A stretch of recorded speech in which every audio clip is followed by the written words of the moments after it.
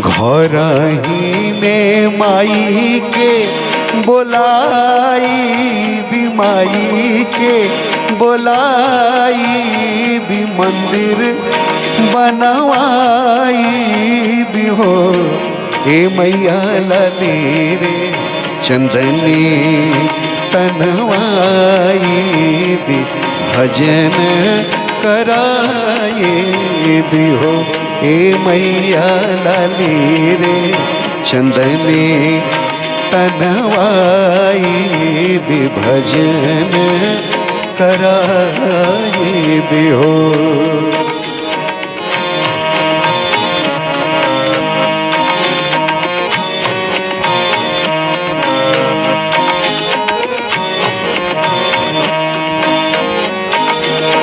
अंगना में बेदिया बनाई भी, बेदिया बनाई भी, यज्ञ करवाई भी हो।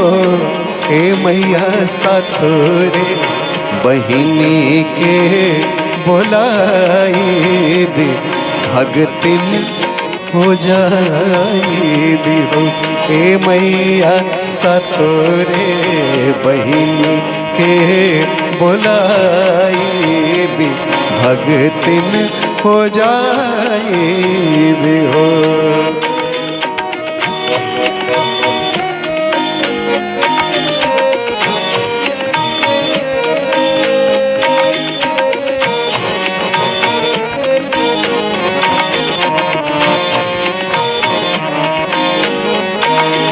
सूती कोठी देखी के जुड़ाई भी, फूल हम चढ़ाई भी, पुण्य हम पाई भी हो।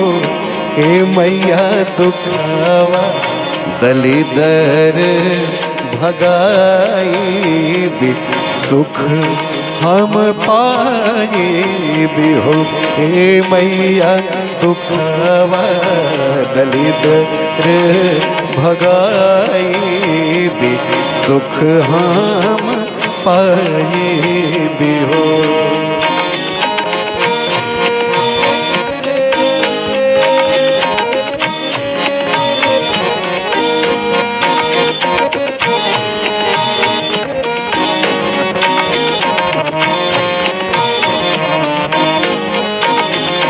चैत में पठावा कराई भी, पंडित बोलवाई भी, पंडित बोलवाई भी हो। मैया बेला फुलवा लाई के चढ़ाई भी, हवन कराई भी हो।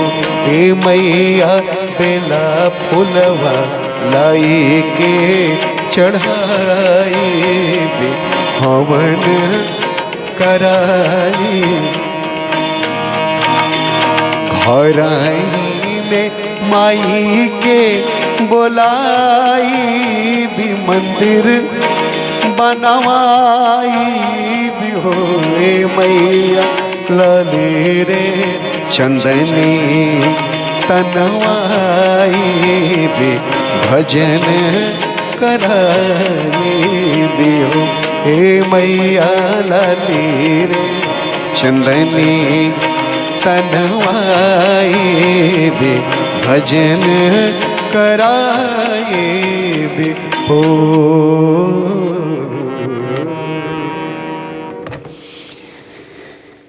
भरत शर्मा भैया के समर्पित भाई उहे के गावल है। एक ऐसा लागल आप सब लिख के जरूर बताएं। बहुत बहुत प्रणाम आप सबके। ये चैनल के अगर आप अभी तक सब्सक्राइब नहीं किए प्लीज कर दें। जय भोजपुरी, जय भोजपुरी।